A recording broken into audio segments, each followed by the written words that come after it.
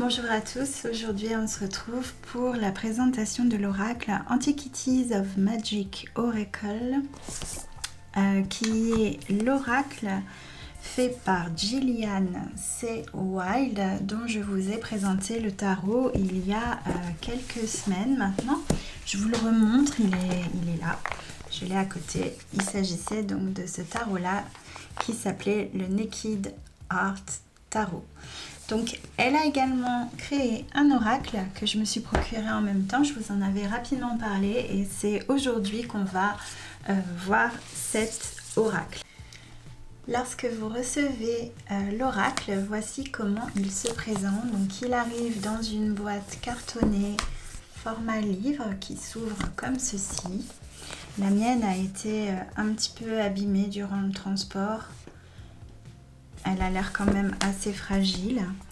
Vous avez donc le livre sur lequel on reviendra tout à l'heure et les cartes qui sont présentées comme ceci avec leur petit ruban noir. Nous avons la dédicace de l'auteur. Voici comment se présentent les cartes de l'oracle. On va les regarder une à une. Je voulais juste vous montrer.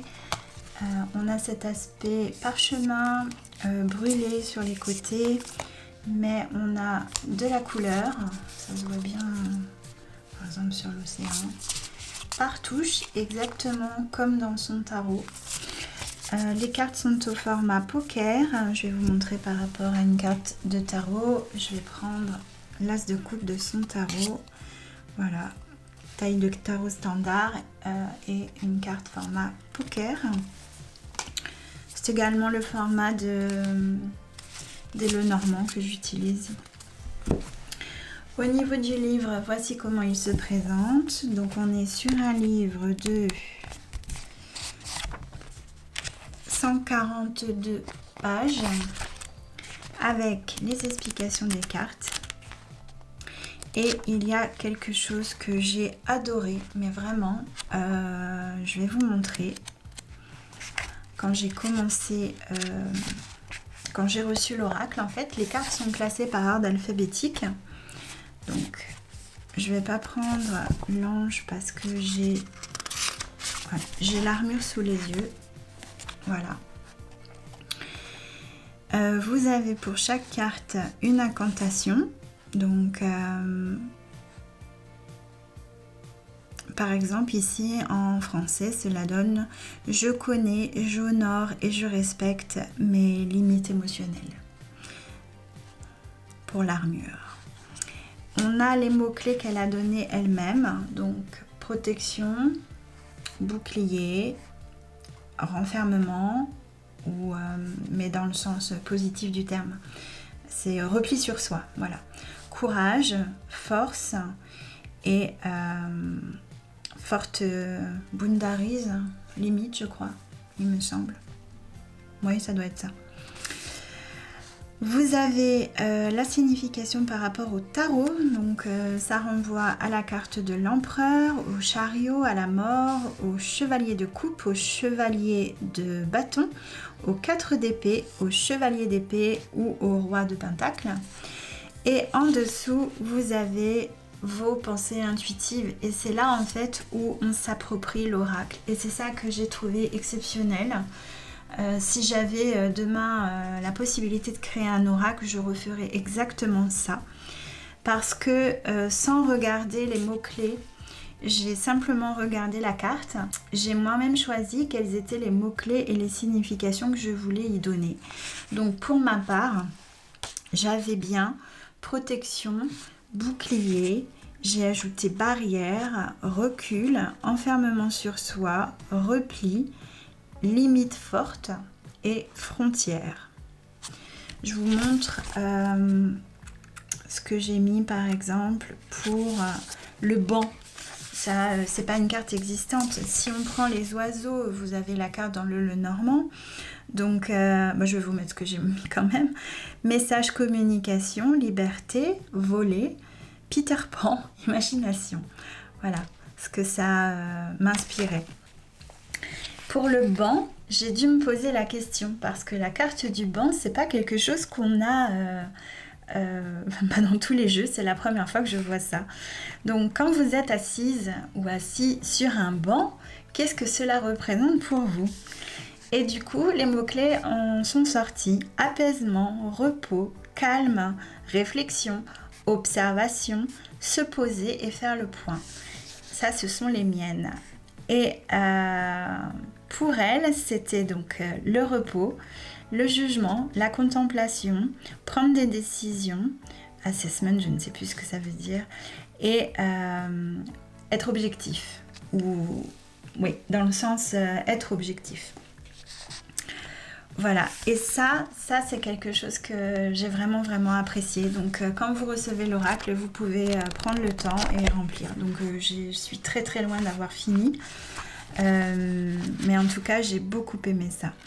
Vous avez également sur la partie gauche toute son explication de la carte.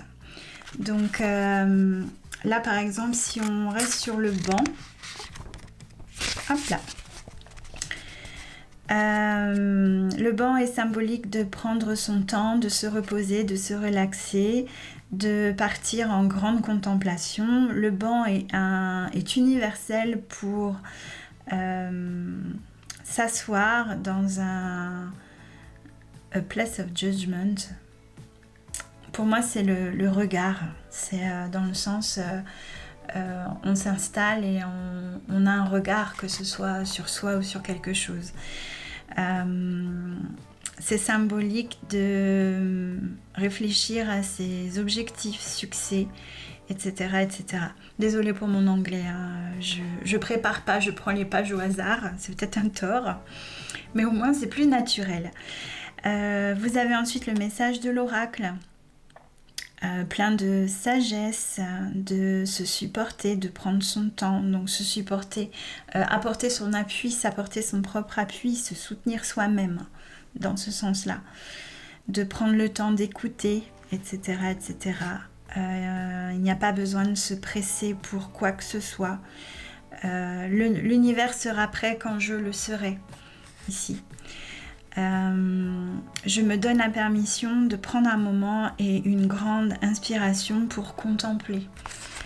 Voilà tout ce qu'il y a dans la signification de cette carte du banc. Cet oracle, vous l'aurez compris, est aussi bien un oracle prédictif qu'un oracle de développement personnel. Vous avez les incantations de chaque carte et comme vous allez vous approprier les cartes en indiquant vous-même ce qu'elles signifient pour vous et ce qu'elles vous inspirent, eh bien, vous pourrez vous-même savoir quel est le message que l'oracle vous envoie. Cet oracle est un énorme coup de cœur. J'ai besoin de travailler dessus puisque j'ai besoin encore de me l'approprier. Je me suis retrouvée à bloquer sur certaines cartes, à ne pas avoir envie en fait aussi, les cartes étant par ordre alphabétique au départ, de me poser des questions à ce moment-là pour y revenir. Si vous ne regardez pas les mots-clés de l'auteur, c'est quelque chose qui demande du travail et pour certaines cartes, il faut être dans l'état d'esprit. Donc là, on avait par exemple le bandeau. Donc je suis partie sur aveugle ou ne pas vouloir voir quelque chose, mais également faire confiance puisque si on bande les yeux et qu'on se fait guider par quelqu'un, on a confiance. Le déni, de ne pas vouloir voir quelque chose ou d'être dans le déni sur certaines décisions. C'est tout ça que m'inspire le bandeau. Donc c'est selon le contexte dans lequel vous aurez la question ou dans laquelle la carte va sortir, toute une explication différente. Voilà pour le livret, je ne rentrerai pas plus dans les détails. Elle a toujours son anglais qui est un petit peu issu du domaine ésotérique, vaste. C'est un anglais qui n'est pas forcément toujours très accessible. Je trouve en tout cas, ça nécessite d'avoir un dictionnaire à ses côtés si vous voulez être sûr. Après, il y a des mots-clés par exemple, la grenade, pomegranate c'est grenade. Abondance, création, beauté, union, prospérité, ça c'est facile, les mots-clés sont faciles. C'est par contre si vous voulez lire les explications plus développées ou c'est plus compliqué. Quand elle parle d'essence divine avec un D majuscule, de la déesse Terre avec un E majuscule, tout ce genre de choses, ça peut être un petit peu plus compliqué. Alors il y a des cartes plus faciles que d'autres. Mais ce que moi je vous conseille, c'est voilà, prendre le temps de commencer les cartes et de réagir à l'intuition. J'ai décalé ma revue sur cet oracle parce que je voulais avancer davantage. Et finalement, je suis partie sur un autre travail sur le Petit Lenormand actuellement. Et donc, j'ai un peu mis de côté, mais j'y reviendrai. Voilà.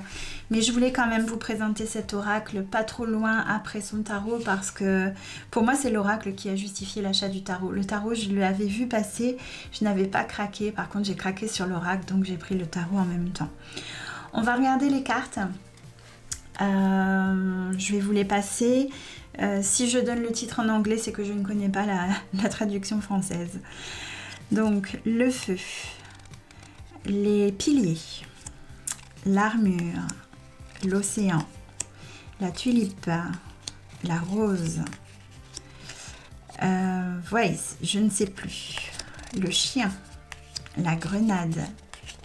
Alors je pense que rame, ça doit être bélier, mais ça peut être une autre bête. Il faudra que je cherche dans le dictionnaire. Un bouquetin par exemple, potentiellement. Le sphinx, les papillons, le bandeau, la balance, mais c'est pas... Voilà, le mot utilisé c'est scale. Il faut faire attention, le seul, je vais vous zoomer un petit peu, enfin vous montrer de plus près. Le seul défaut, c'est que la cursive qui est utilisée pour la police est un petit peu compliquée à lire. Par exemple, là vous pouvez lire S-E-A-L-E, alors qu'en fait c'est scale, S-C-A-L-E. La lune, le marteau, le vaisseau, le bateau, le serpent, la main, la montagne, la plume. C'est le chemin, en fait, pathway, c'est le chemin. Le cœur, le banc, le fameux banc, le nuage. Donc on a, comme dans le Lenormand, un côté qui semble plus lumineux et un côté avec la pluie. Le cheval, le cercueil. Il y a beaucoup de cartes communes au Lenormand. La couronne, la grappe ou le raisin. Il me semble que ça veut dire raisin. La clé, le tournesol, le soleil, le lézard, l'arbre, la feuille. Donc là c'est pareil, on pourrait imaginer que c'est écrit Tilly, mais c'est bien Lily, c'est le lys. Le château, la maison, le lion, la lanterne, l'escargot, les chênes, la chaîne, le drapeau. Il y a chaque fois aussi en dessous, je pense que c'est la signification en latin. À confirmer. L'ange, le taureau ou le buffle, le globe, le bouquet de fleurs, l'oiseau, qui est une de mes cartes préférées, l'étoile, la glace, le poisson,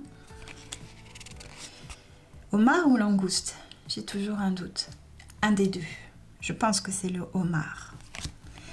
Et le bâton. Au niveau des dos des cartes, vous l'avez peut-être vu dans la miniature, voilà à quoi ressemble le dos.